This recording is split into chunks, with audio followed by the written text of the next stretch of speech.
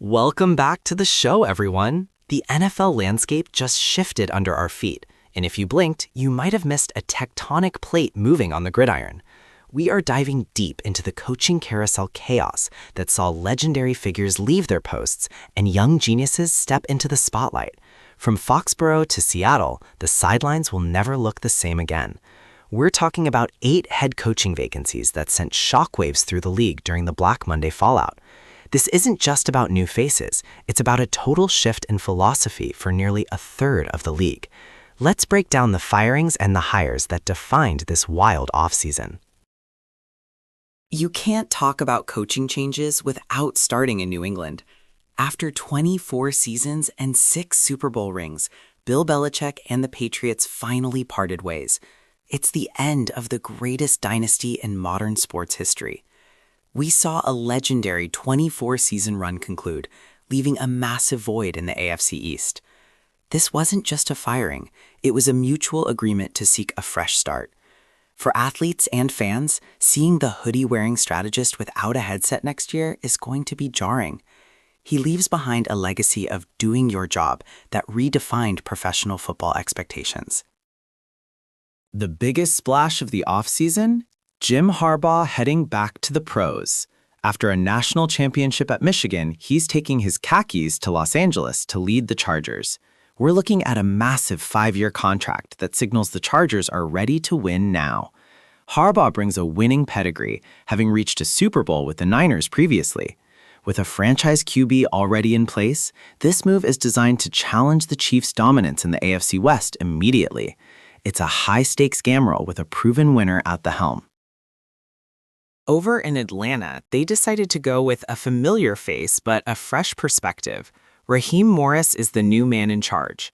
This is a significant hire because Morris previously served as the interim HC there, but now he returns with a Super Bowl ring from his time as the Rams DC.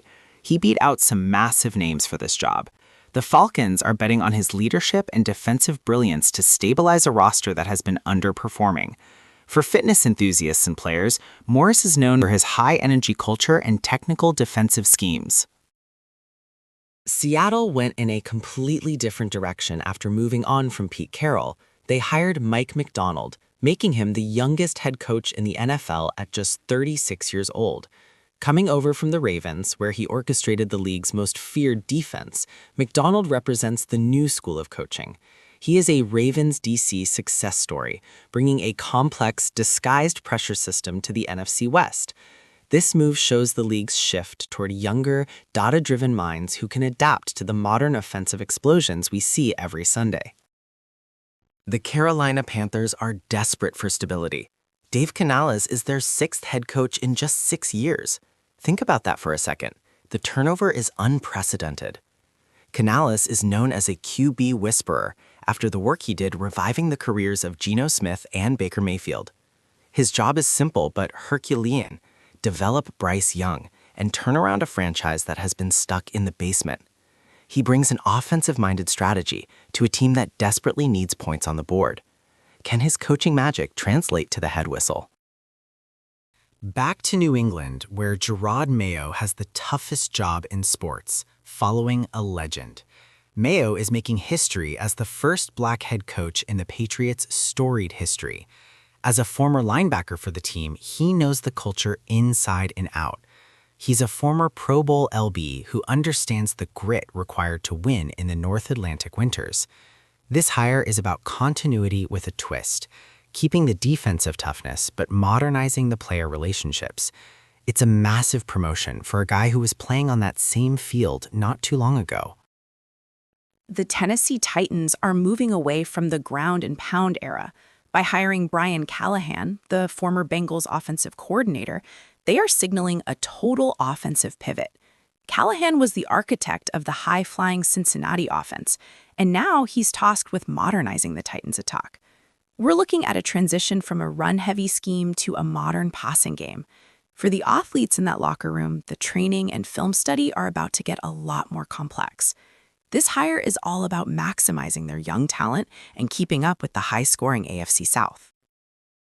So you have it, a total overhaul of the NFL leadership structure. We've seen 8 new head coaches, countless staff changes, and a complete shift in divisional power dynamics. As we head toward training camp, these coaches are already implementing their systems and building their cultures. For the fans and athletes out there, keep your eyes on how these teams adopt to their new play callers in the early weeks of the season. The carousel has stopped spinning for now, but the real work is just beginning. Thanks for tuning in to this deep dive into the coaching chaos.